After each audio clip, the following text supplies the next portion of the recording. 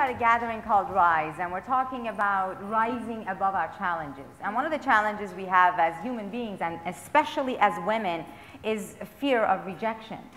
And you know, when I heard about you, I was so inspired. I said, you know what, I bet you Peggy has a very strong rejection muscle. Do you? I have had a lot of rejection in my life. And in order to live my birthright, which is to be happy and prosperous and in gratitude of the magnificence of my life, then I've had to find ways and teachers and skills and tools that have helped me to be able to wash the pain in my heart. Beautiful. Was there a moment when a shift took place? Because as a child, I can imagine, did you grow up, were your parents little people? No. Or were you a special presence in their life that was a surprise? And well, it's a long story, but I'll try to make it short. My parents are average height. Their first child was of short stature. Then they had 2 more children. They were average size.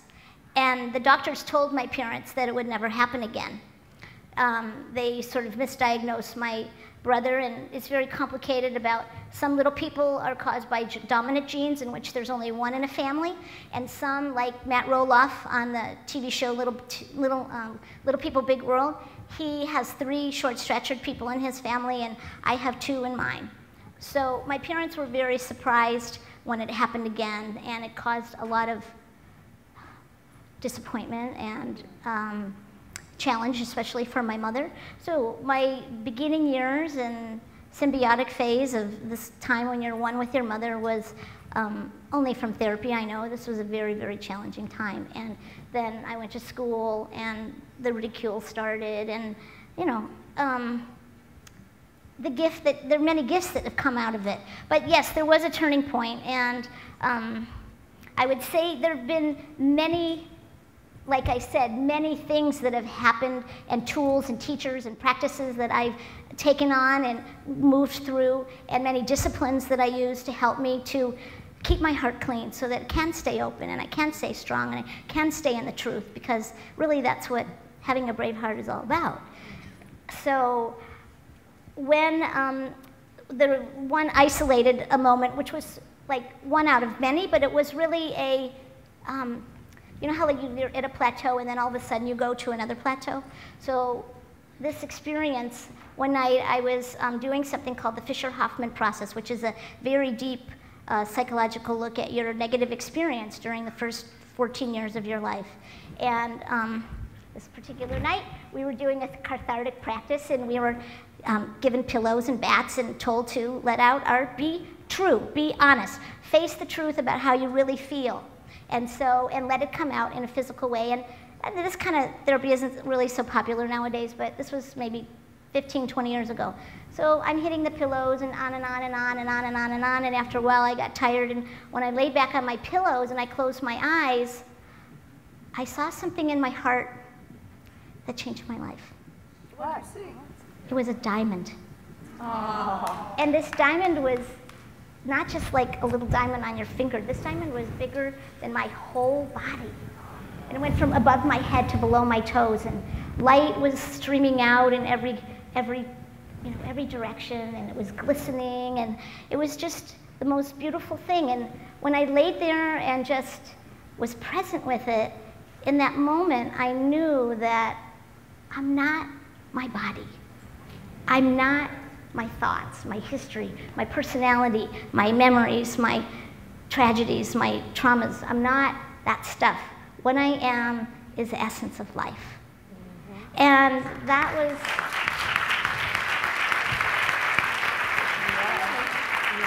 that was the moment that I was set free.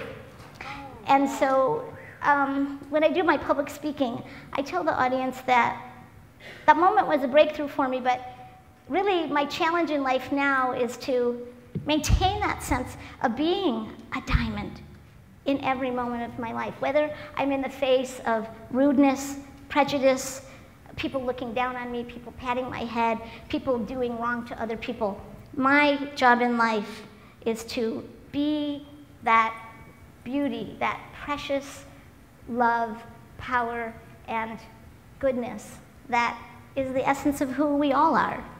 And I feel like since that day, my job in life has been to realize that more and more and more and more and more moments of my life, and to help other people to uncover that in themselves, because we all have a diamond essence. We all have a beauty and a value and a deep, deep goodness and wisdom inside of us. I think that's a tough thing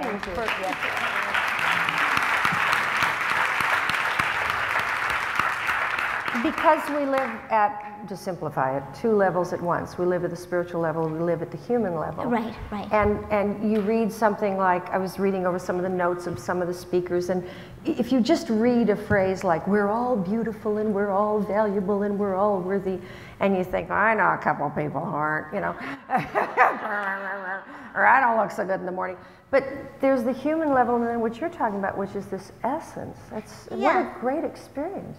Well, it is, and when you know that wonderful Wayne Dyer quote, I'm sure it's been quoted here many times, is that we're not human beings having a spiritual experience. We're spiritual beings having a human experience, and it's sort of like so much in our culture, the cart is before the horse, that we're all about getting satisfied and all this kind of stuff, and we don't look to our spiritual essence to fulfill some of those needs and to fill in some of the places where there's been hurt and there's been, we need some healing.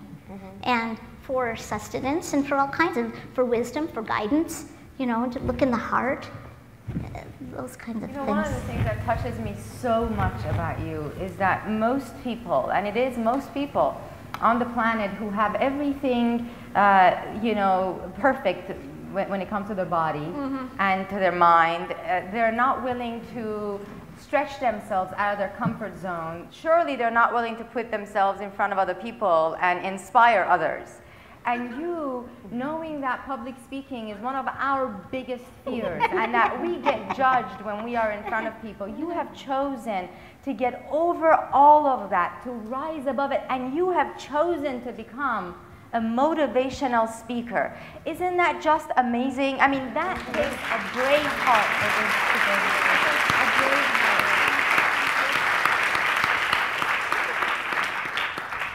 What would you say to those of us who, you know, when we see someone who is different and how we behave, what can you say from being from your standpoint, looking at the rest of us? What do we have to learn about ourselves through your eyes?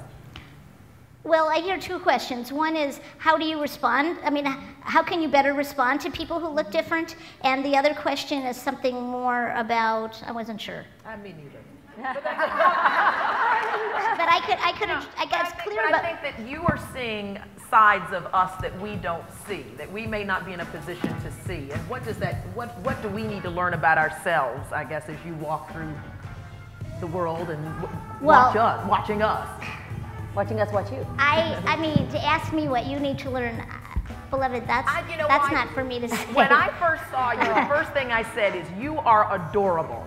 And was that? Oh, okay. So when you see somebody who's different, and also people who have children, when they're confronted with being in public and there's more people out that look different, you know, it's very, you know, people are mainstream now, that I think the first thing that you can do is be honest to yourself about your real reaction, but contain them and say, right now, I feel shocked.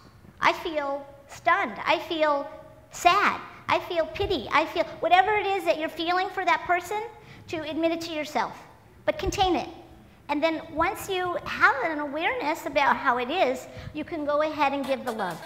But I think to just try to overstep your natural and be out of the truth of what your natural response is isn't helpful, because a person can feel it. They can feel that you're giving them something that you think they need rather than giving them something genuine. And once you be with yourself in that moment and give yourself the empathy, you can then extend that to other persons. That's right. Wow.